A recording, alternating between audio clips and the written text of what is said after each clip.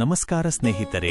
ಈ ವೇಗವಾಗಿ ಓಡುತ್ತಿರುವ ಜೀವನದಲ್ಲಿ ನಮ್ಮ ಮನಸ್ಸು ಕೆಲವೊಮ್ಮೆ ತುಂಬಾ ಕಳೆದು ಹೋಗಿರುವಂತೆ ಅನಿಸುತ್ತದೆ. ನಾವು ಯಾರಿಗೂ ಹೇಳಿಕೊಳ್ಳಲಾಗದ ನೋವು, ನಮ್ಮೊಳಗೆ ಉಳಿಸಿಕೊಂಡಿರುವ ದುಃಖ, ಅರ್ಥವಾಗದ ಸಂಬಂಧಗಳು ಇವೆಲ್ಲವೂ ನಮ್ಮ ಮನಸ್ಸಿನ ಮೇಲೆ ಭಾರವಾಗುತ್ತವೆ. ಇವತ್ತು ನಾನು ನಿಮ್ಮ ಜೊತೆ ಜೀವನದ ಕೆಲವು ಕಹಿ ಸತ್ಯಗಳು ಮತ್ತು ಬದುಕಿಗೆ ದಾರಿದೀಪವಾಗುವ ಮಾತುಗಳನ್ನು ಹಂಚಿಕೊಳ್ಳಲಿದ್ದೇನೆ. ಈ ಮಾತುಗಳು ನಿಮ್ಮ ಮನಸ್ಸಿನ ಭಾರವನ್ನು ಇಳಿಸಿ ಹೊಸ ಭರವಸೆ ನೀಡಲಿ ಅನ್ನೋದೇ ನನ್ನ ಆಶೆ.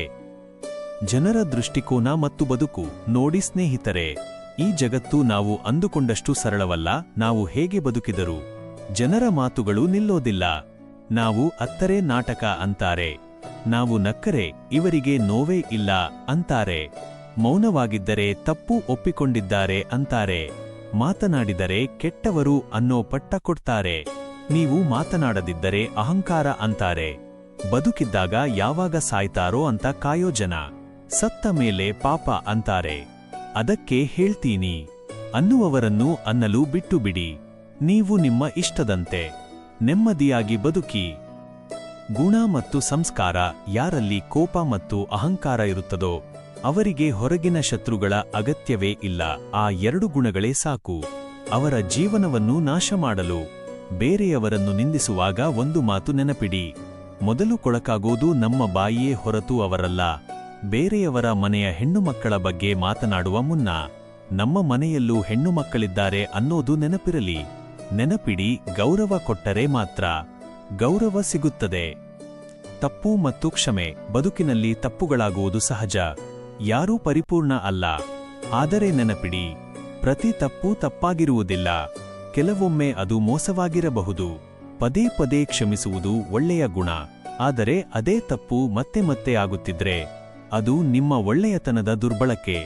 ಆಕಸ್ಮಿಕ ತಪ್ಪಾದರೆ ಕ್ಷಮಿಸಿ, ಆದರೆ ಉದ್ದೇಶಪೂರ್ವಕ ತಪ್ಪಿಗೆ ಯೋಚಿಸಿ ನಿರ್ಧಾರ ತೆಗೆದುಕೊಳ್ಳಿ. ಆರೋಗ್ಯ ಮತ್ತು ಸಂಪತ್ತು. ಮನುಷ್ಯ ಎಷ್ಟು ವಿಚಿತ್ರ ಅಲ್ಲವೇ. ಐಶ್ವರ್ಯ ಗಳಿಸಲು ಹೋಗಿ ತನ್ನ ಆರೋಗ್ಯ ಕಳೆದುಕೊಳ್ಳುತ್ತಾನೆ. ಆಮೇಲೆ ಅದೇ ಆರೋಗ್ಯ ಪಡೆಯಲು ಐಶ್ವರ್ಯ ಕಳೆದುಕೊಳ್ಳುತ್ತಾನೆ. ಕೊನೆಗೆ ಎರಡೂ ಇಲ್ಲದೆ ಖಾಲಿ ಕೈಯಲ್ಲಿ ನಿಲ್ಲುತ್ತಾನೆ. ಸ್ನೇಹಿತರೆ, ಜೀವನ ತುಂಬಾ ಚಿಕ್ಕದು. ಭವಿಷ್ಯದ ಚಿಂತೆಯಲ್ಲಿ ಇಂದಿನ ಸಂತೋಷ ಕಳೆದುಕೊಳ್ಳಬೇಡಿ. ಈ ಕ್ಷಣದಲ್ಲೇ ಬದುಕಿ. ಈ ಕ್ಷಣವೇ ಜೀವನ. ಕರ್ಮ ಮತ್ತು ಅಂತರಾತ್ಮ. ದುಡಿದರೆ ಜಗತ್ತಿನಲ್ಲಿ ಎಲ್ಲಾದರೂ ಜಾಗ ಸಿಗಬಹುದು.